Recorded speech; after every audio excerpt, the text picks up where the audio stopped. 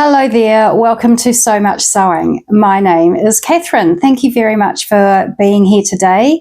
If this is your first time here, welcome. I hope you will enjoy what you see. And if by the end of this video you have liked what you've seen, please do hit the subscribe button, give me a thumbs up, and hit the notification bell. That would be amazing. Thank you. And of course, a big warm welcome to all my returning viewers. Thank you for joining me here again. Today I'm going to talk to you about my Smith woven jacket by Seamwork. This is what I'm wearing today. I will take it off so I can talk to you a little bit more about it as we go on. But so this fabric I made is they called it a micro seersucker. It's a cotton fabric. I believe it's 100% cotton, but because of all the little sort of seersuckery checkers on it, it's got quite a lot of stretch to it. So that did give me a few little issues as I was sewing it. I didn't realize quite how stretchy it was, but hey, I got through, and I think next time if I'm making something as stretchy as this, even though it is woven, I probably would use my walking foot. I think that would have made life a lot easier. But other people out there who are more experienced with sewing stretch wovens than me might be able to comment below as to whether that's a good idea or not. So the general theme of Seamwork patterns is that the instructions are lacking. Personally, I find them sort of in line with Big Four instructions, and I know not everybody likes Big Four instructions, but that's what I grew up on. That's what I learned on. So generally, I'm pretty okay with Big Four instructions, and I'm generally pretty okay with the Seamwork instructions as well, although they are somewhat lacking. This jacket does have a pictorial tutorial, so there is that available if you would like to make this jacket and you feel that you would like a little bit of help over and above the instructions that they provide. I love Seamwork patterns. I think they've got some patterns that are a little bit different from, a lot of pattern houses. They've got a lot of variety. There's also, there really is something for everybody in their pattern portfolio. And I really, really do love their designs. I think we also all know that Seamwork sizing is not 100% what they say it is. They give you body measurements, they give finished garment measurements, and I don't know. I've always found the sizing is a little bit off. For example, I usually make a size down, and with a dress, the Sydney that I made, it was about a year ago actually. I think it was Christmas time last year. We're in January 2025 now. Christmas time 2023/24, I made the Seamwork Sydney dress, and I found it was at least 2 sizes too large. So, the sizing is a little bit of an adventure with Seamwork. The gold standard is to do a toile of any new pattern, which nobody ever really does, but just, be aware that I feel Seamwork patterns do make up larger than they say they do. And, once you've made one or two, actually, no, I was going to say once you've made one or two, you kind of know where you sit size-wise, but that's really not the case because sometimes they're one size too big, sometimes they're 2 sizes too big. So really, I'm no help with sizing when it comes to Seamwork at all, I'm sorry.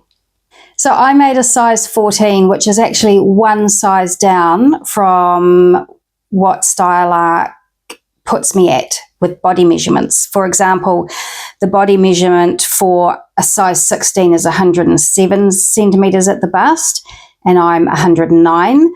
The Seamwork body measurement for a size 16 is 90 centimetres, and I'm about sort of 92, 93 centimetres. And the hip measurement they give for a size 16 is 113, and my hips are about 116. So I feel like that's pretty comfortably a size 16. So the finished garment measurements for size 16 are 143 centimetres at the bust and 147 centimetres at the hem, bearing in mind that there is a big pleat in the back, which gives you extra wearing ease around the hips. But I thought that was really a bit too much. A bust finished garment measurement of 143 centimetres, where my bust is 109 centimetres. I just thought that was a little bit much, so I made the size 14, which puts the finished bust at 138 centimetres and the finished hem circumference at 142 centimetres. So I made the size 14, which, bear in mind, Stylark says I'm a size 16. I made the size 14, and I think it's probably a pretty good fit. I think it's the kind of fit that most people would like in a little cropped jacket. And also, you know, this is a stretch fabric. So, you know, I'm really happy with the fit of it. It's quite what I would call a bit of a neat fit, a snug fit. It's not tight in any way. So just going back to the finished garment measurements, as I said, Stylark told me that the finished garment measurement for a size 14, which is the size that I made, which is a size smaller than they said I should make, they've said it's 138 centimetres at the bust. Well, I don't think that's correct. There is this pleat at the back here, and with the, sorry, I'm trying to figure out which way my hand should go and while I'm looking in the video here, with the pleat sort of closed like that, measuring it from the underarm to the underarm, I got a finished garment measurement of 113 centimetres, and they've said 138 centimetres. And when I've measured again with the pleat just sort of loosely open a bit, as it might be if you have moved your arms like this, I came up with 126 centimetres. So, you know, like I say, you're supposed to make a trial of any new pattern that you make, and I probably do recommend that with Stylark, actually, that you make a wearable trial. So the size 14 I made, which is a size down from what they said I should make, does actually fit me really nicely. So, but it still does not match the finished garment measurements that they have given for this pattern. Just to sort of sum up, I made a size smaller than Stylark said I should make. The finished bust measurements they gave me for this size smaller than they said I should make was 138 centimetres, but the actual finished garment measurements were 113 centimetres to 126 centimetres if I pulled that pleat apart a little bit when I measured. So I hope that gives you some idea. But essentially, you just cannot rely, I feel, and I'm very sorry to say this, you cannot rely on the finished garment measurements that Stylark give you. The Sydney dress that I made a year ago, the finished bust measurement was a whole 19 centimetres larger than the finished bust measurement they gave. This one is smaller than the finished bust measurement they gave. So while I love their patterns, I love their style, you know, you've just got to figure it out yourself.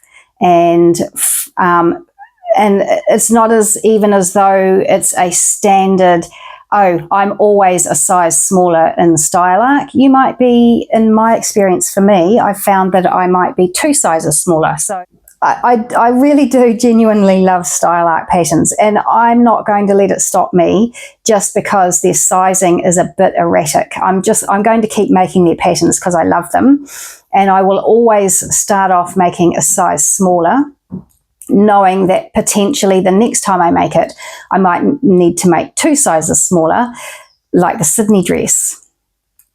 However, in this case, and I realise how confusing this is going to sound, I made a size smaller but I probably next time I make it would make the size they put me at, a size 16, because it's a nice snug fit, but I think it would be good for it to be a little bit oversized too. You know, like you have an oversized denim jacket so that you can put a a sweatshirt on underneath or a jumper underneath, and it still be a good fit for you. So I hope all that makes sense, the talk about the sizing. I am thinking back about what I've said to you in this video, and I'm hoping it makes sense.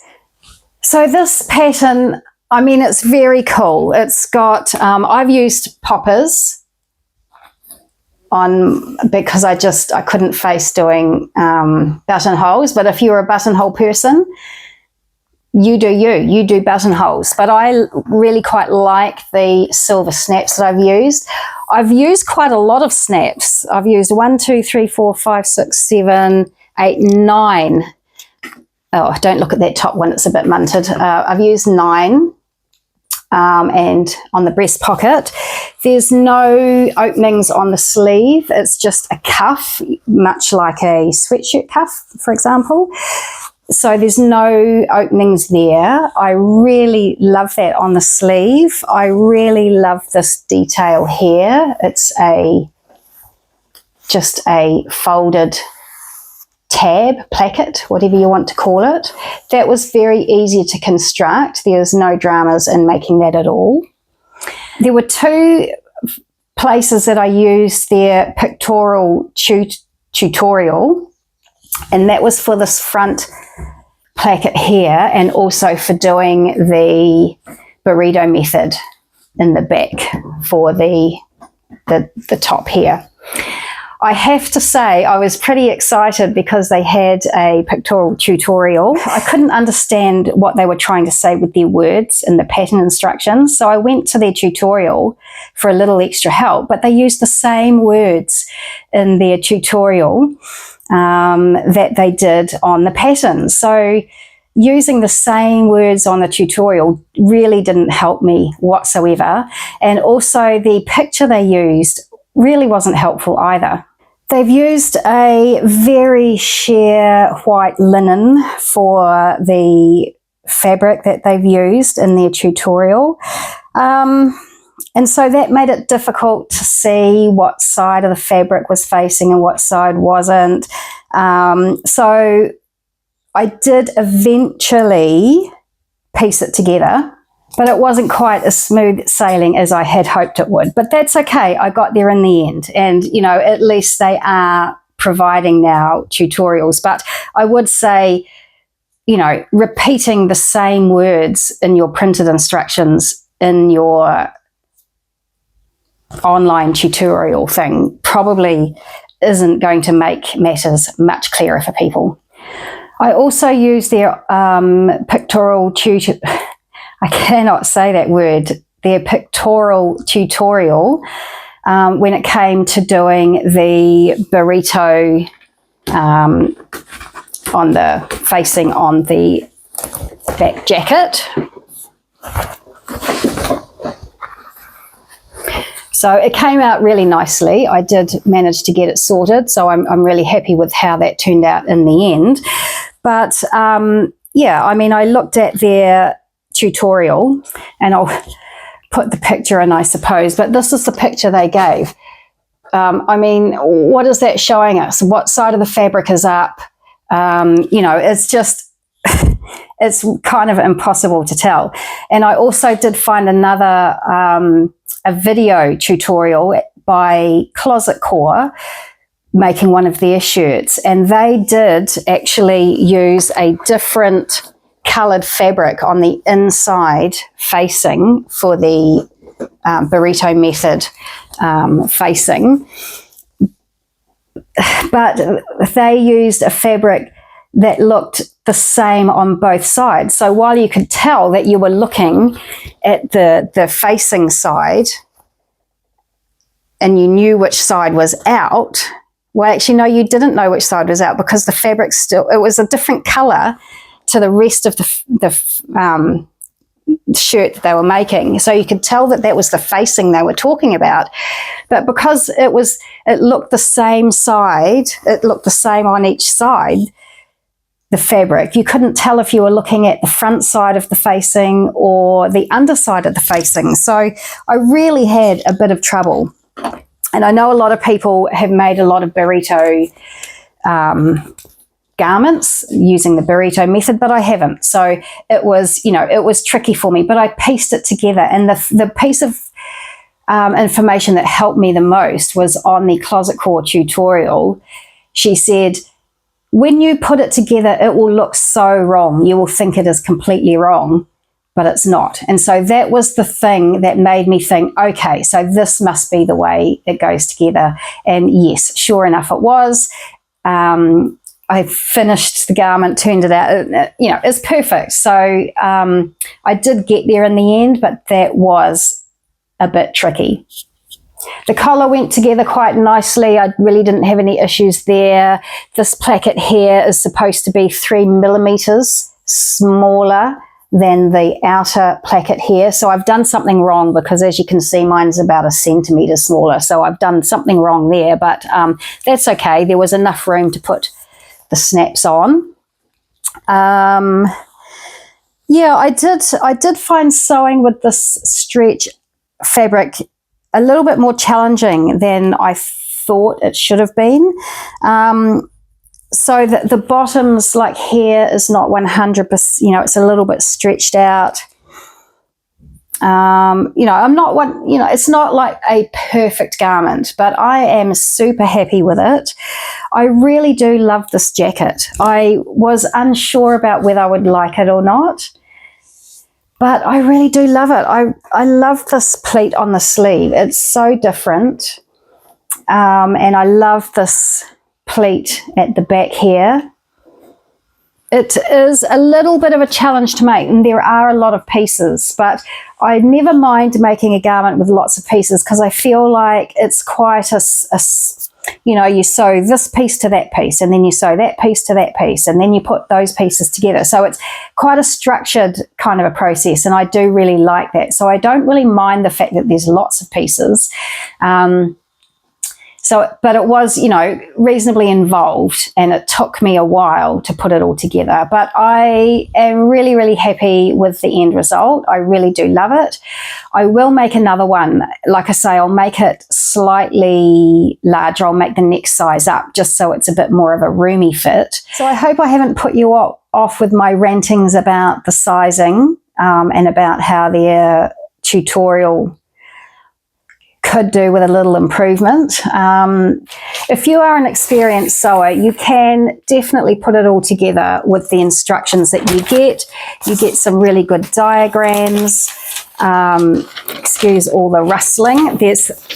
Look at all the instructions for this, and you know that Style Arc instructions are quite brief. So, they really put effort into the instructions and following the pictures along with the words. If you're a reasonably experienced sewer, you definitely can do it. If you're a new sewer, you might not attempt this pattern, but for most sewers, I think you're going to have let's say minimal issues. I won't say no issues, but you'll have minimal issues putting this together. And if you make it, I hope that you do love it as much as I do. I found this a little bit more of a challenge, but really satisfying. And as I say, I'll make it again. Anyway, that's probably enough ranting and waffling from me today. So thank you for joining me. I hope you found it a little bit useful. Take what I say about measurements with a pinch of salt. Just figure it all out yourself. Make a wearable toile. I really do suggest probably a size down in all Style Arc patterns, but you do you. That's just my opinion.